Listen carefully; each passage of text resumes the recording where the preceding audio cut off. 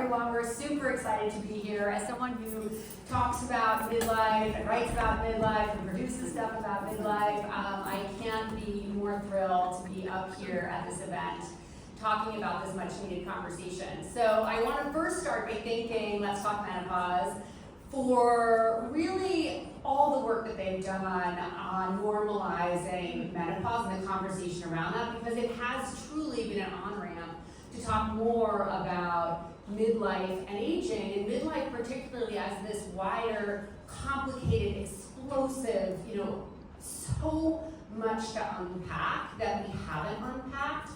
And so I want to thank you to them. I'm incredibly thrilled to be in conversation with this dynamic trio of women who, truth statement number one, nobody sits up here on stages and are pro-aging advocates unless this is deeply personal for them. And they are committed, and I will say that for all three of these women, they are deeply committed to reframing the narrative around aging. So I'm going to start by introducing them. I'll start with Constance all the way at the end. Constance Zimmer, she needs really no introduction because we've seen her on so many different shows, from Entourage to House of Cards to many seasons of Lifetime's Unreal. But what you probably don't know is all the work and her passion behind more recent projects, including the much anticipated theater production of the Midlife Monologues, who Abby co-created with Abby Epstein, who's in the house. Raise your hand, there she is. As well as her just launched podcast called Talk 50 to Me with co-host Heidi Clements. So thank you for being here. And moving on, we're going to race through everything because we only have 25 minutes, I think. I'm going to start on the other end, which is Dina Aronson. Dina has been a friend of mine for years. She is the co-editor of an amazing anthology that I highly recommend that you purchase and buy, small plug, called Midlife Private Parts, revealing essays that will change the way you think about aging. I'm on page 9, just saying. And so she's also on Substack and is also a real pro-age advocate. And then in the middle, last but certainly not least, the very multi-talented Karen Walrond. She is a celebrated writer, many books. She is a speaker and a leadership coach. And I want to start tonight's conversation with her, and I want to just go in and just go deep right away. We have a problem, Karen. Do we? Yeah, we do. Do we though? The problem, yeah, if it Not beyond, I don't think so. I'll set up the problem. Like any problem, we really need to better understand it in order to solve it. And the problem is that women, all of us, have been taught to fear aging. We have been taught that midlife is more about decline and demise than it is about growth and inspiration. And we need to, in order to solve that, we need to understand where it comes from. So I'm going to tee that up to you. The mic is dead that Karen is holding. Oh, so she We can just swapped. Can you hear me now? Yeah, I just swapped. Yeah, we've swapped. Thank you. So Thank that's you. the problem. Yeah, so that is the problem. And I wrote a book called Radiant Rebellion, Reclaim Aging, Practice Joy, and Raise a Little Hell.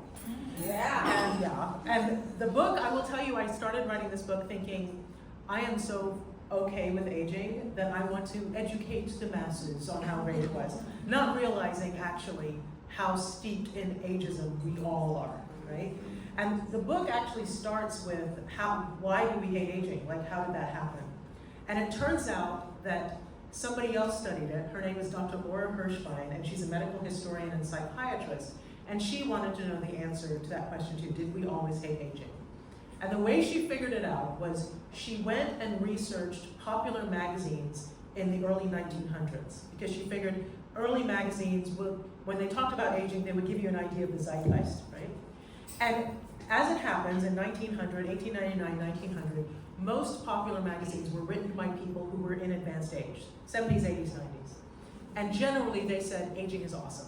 I love aging, yes, of course, there's the aches and pains, but they pale in comparison to the way I really feel sure about myself, my confidence, the wisdom I've got, right?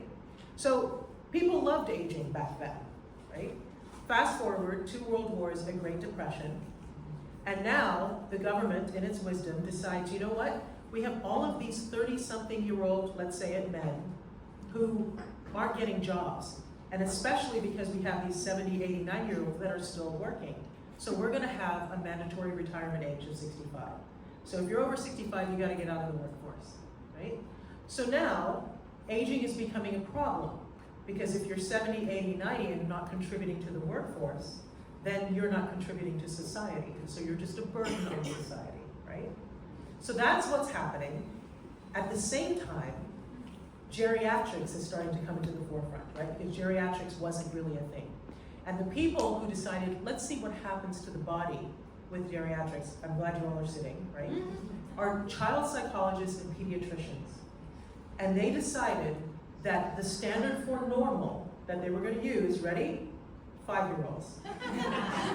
So if you weren't as nimble as a 5-year-old or as quick-minded as a 5-year-old, you are now impaired. And these doctors are now writing the articles, right, about what happens to the aging body. Because now this 70, 80, and 90-year-olds aren't writing, they're not working anymore. So the doctors are, this is what's happening. Now, now we're at 1950, enter Clairol. And they're like, you can't let people know you're aging, right? So you better dye your hair. And that launched a trillion with a T, $1 trillion anti-aging industry that persists today, that is largely unregulated. So from 1900 to 1950, we went collectively from loving aging and loving everything it could to literally going, we have got to stop aging. We can't look irrelevant. We can't look unsmart. We can't look unnimble, I guess, as a 5-year-old. I don't know, whatever, right? But those were the things. So I wanted to go really quick because I want to get into this. But just so you know, the reason we hate aging is capitalist patriarchy. That's really what we look for. Yeah. Which is an important part of the story, right? Because we are all up here because we are passionate about reframing what aging and midlife looks like. And so, Constance, I'm curious, especially as an actor in Hollywood, not only about your own experience transitioning into midlife, but also what's the narrative over there? Boy. We don't have enough time, sadly. I don't even know where to start because sadly, this is just the tip of the iceberg. You know, I listen to you so closely, I listen to Stacey so closely, and I realize that I'm in an industry that doesn't want to listen to any of us at all. And it's very clear because the storytelling stops at 50. And they tell us as performers that after 50 our career is over. And that's incredibly difficult for me to understand or even comprehend when all of the characters I've been playing on television clearly have been either in perimenopause or menopause because they have 0 fucks to give. And they have been the most popular characters I have ever played. Now, they've never been labeled as that, but can you imagine if they were?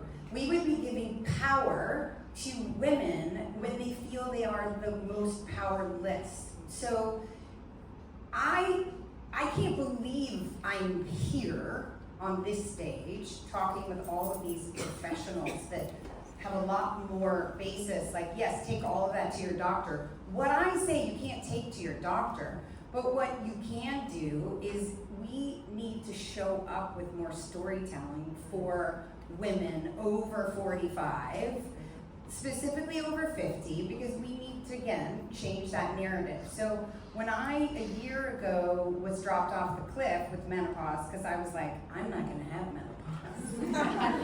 Because nobody talks about it, so I'm gonna be the one that's not gonna have it. And then I realized, oh wait, shit, we're all gonna get it. Then I was like, wait a minute, what am I doing with my platform if I'm not gonna go show up? Because I'll show up and people will show up and listen and take that messaging elsewhere. And so the power of celebrity is only powerful if we're using it for good and to help others. And I've always been that my whole career, even when I just started and everybody was like, who the fuck are you and why do we care? They still say that today, and it doesn't matter because if there's 5 people that I reach or 5 people that get help, that's already more than I've done, sitting at home not talking about it. And yeah, it's scary. You know, we all are supposed to wipe our ages off of our resumes, and we're not supposed to say when we're born. And I came up with the idea for midlife monologues is because I was like, wait, vagina monologues. That was the first time vagina was said, and people were like, okay. But it was still scary, right? Now menopause is being talked about kind of in the same way. It was a word that was taboo. Well, guess what? Midlife is the next chapter, and it's right there next to menopause.